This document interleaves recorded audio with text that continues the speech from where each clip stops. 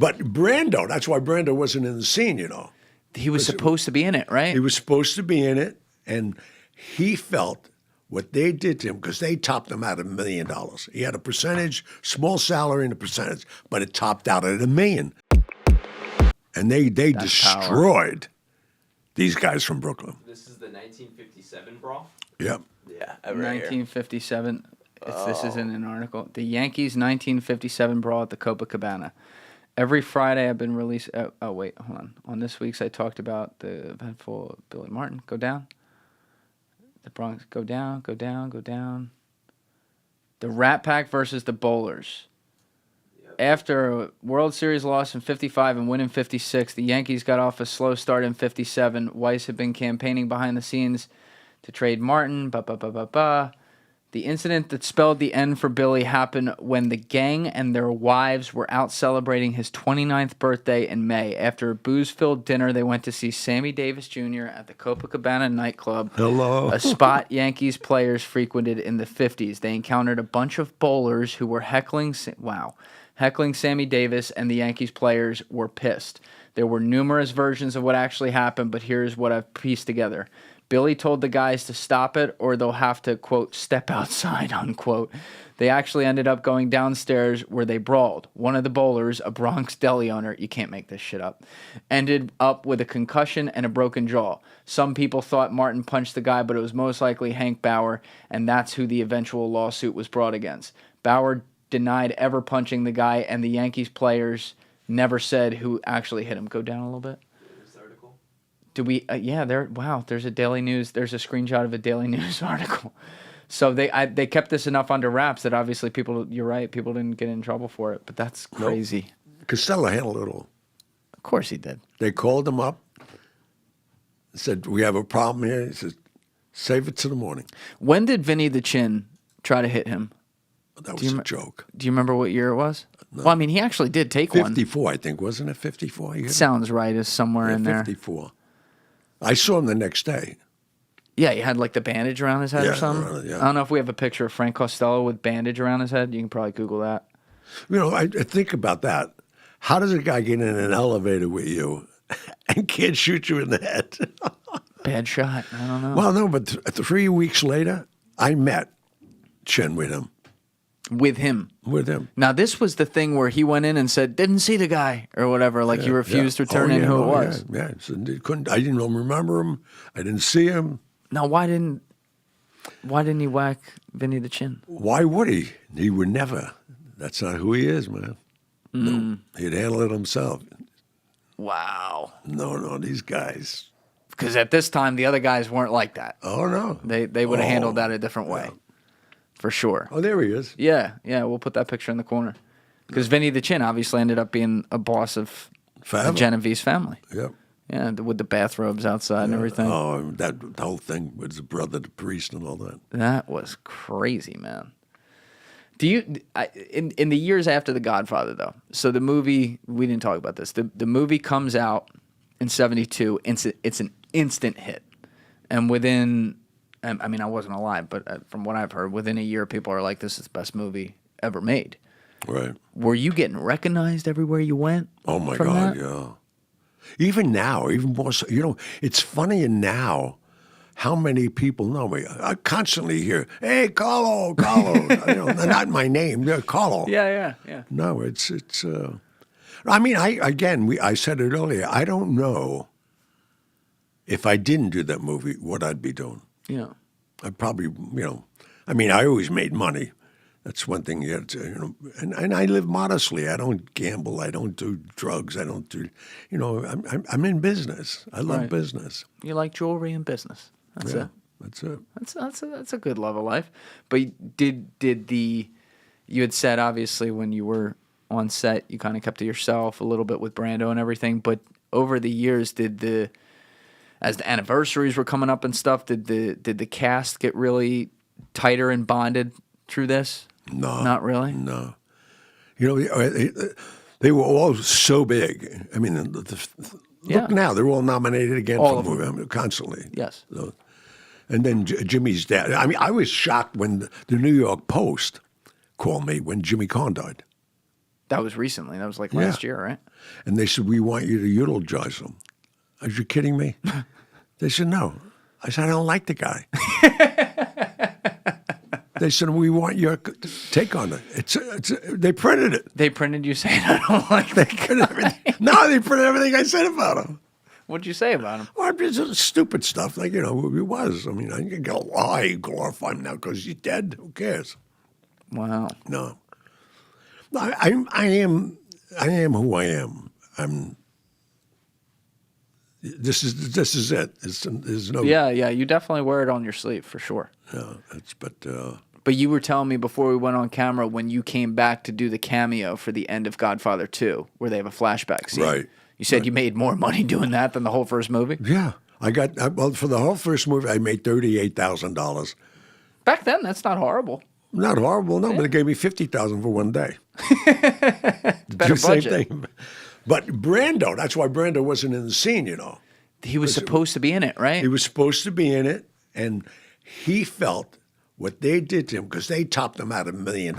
He had a percentage, small salary and a percentage, but it topped out at $1 million. $1 million. Somebody said, well, I'm going to make $1 million. He could have made $4 million. Oh, he would. But they cut him out. Yeah, his estate. So would that's still why he be wouldn't go getting paid. back. I hired him. I did 3 movies produced with Michael LaBelle and Andrew Bergman. We did Striptease, Chances Are, and The Freshman. Did you ever see The Freshman? I saw The Freshman. Yes, you were the maitre d' in that, right? Oh, yeah, but I was a producer on it. Yeah. No, I was just at the end. I wanted to be in it. Right. No, but we got Brando back to play The Godfather because it was a spoof. Yeah. And all we had to do was we just couldn't mention The Godfather. That's why every time you're about to say it, no, you can't say that. Can't call him that. But that movie was we had so much fun. That's a good movie. Oh, that's Edward Norton with him, right? Yeah. Yeah, that's a really good movie. Yeah, it was a good movie. And he was a big boy at that point. What? He was a big guy at that point. Oh, my God. Brando. He was a fucking balloon. Yeah.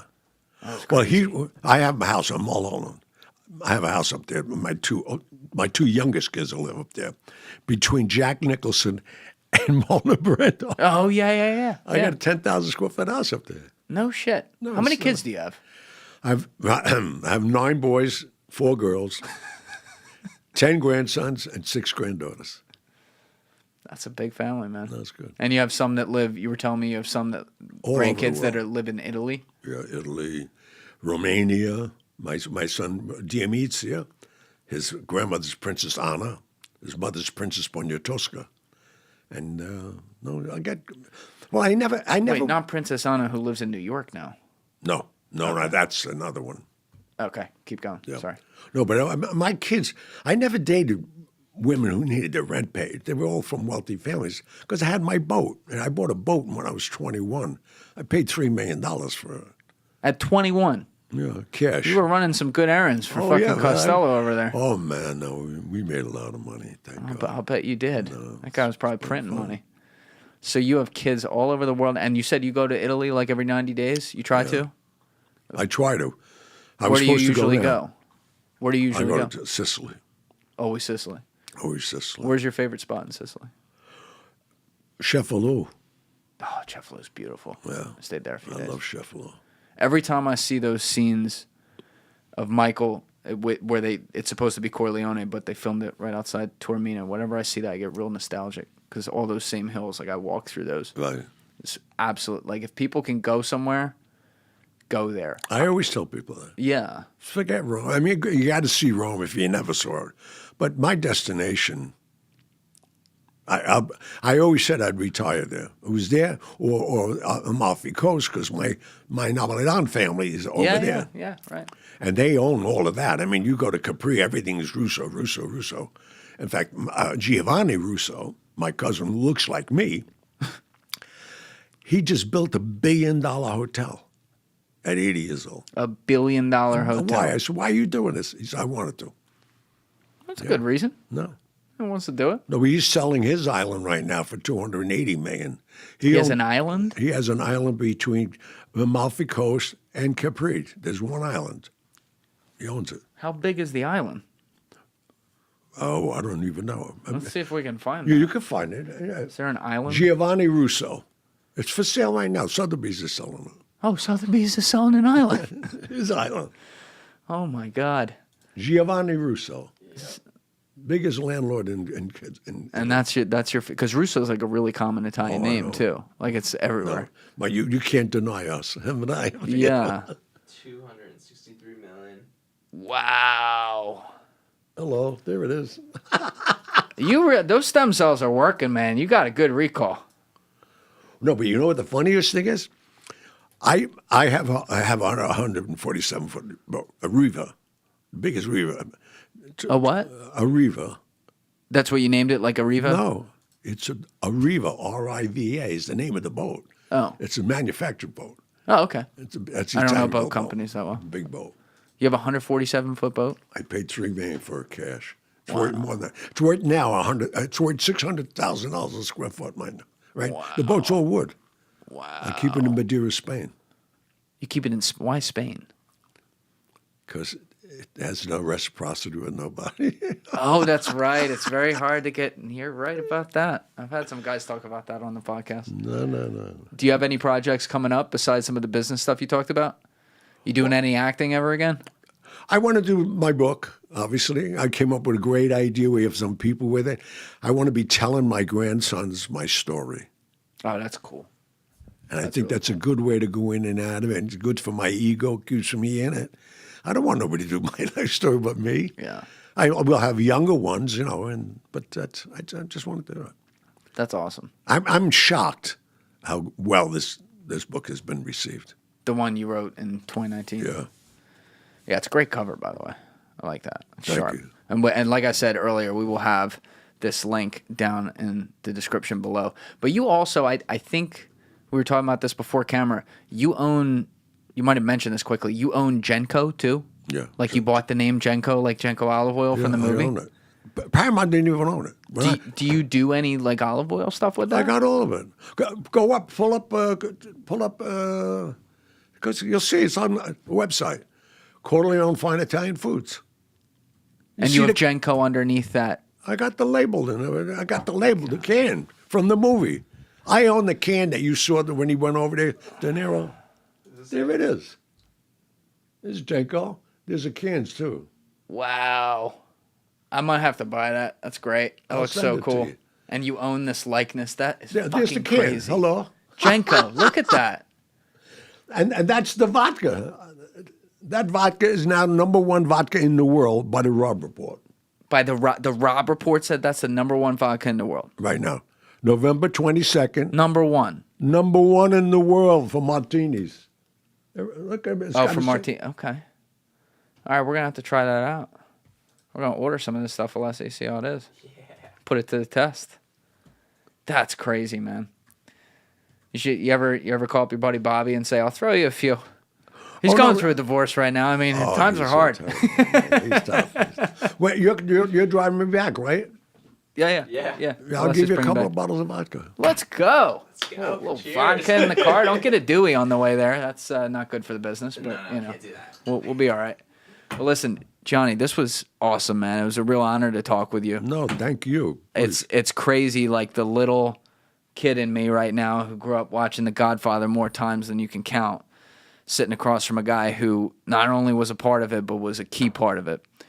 It's unbelievable, and I can't believe that movie is over 50 years old. Like It's 52 this year. it would pass today. It's Oh, yeah. that good. And it's still doing it. Oh my God. It's so funny. They just renewed all the licensing again for another 10 years with AMC, all the channels. We're in 73 countries. Do you get royalty checks at all from Hello. that? Yeah, I was gonna say. I get 2, producer and actress. God damn. Pays to know the right people. That's what we learned today. But listen, sir, thank you so much for coming in. Oh, you kidding? Pleasure. My pleasure. All right. Thank you. Alessi, thanks as always for helping put this together. Everybody else, you know what it is. Give it a thought. Get back to me.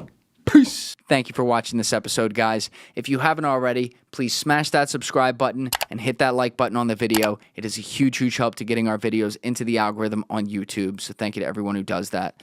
And also, if you don't already follow me on Instagram, you can get me at Julian Dorey Podcast for daily exclusive clips that we put out from the show, or on my personal page at Julian D. Dorey. The links are in the description below. See you guys for the next one. Thank you for watching the video, guys. If you haven't already subscribed, please smash that subscribe button and check out this clip's full podcast episode by clicking here or in the description below.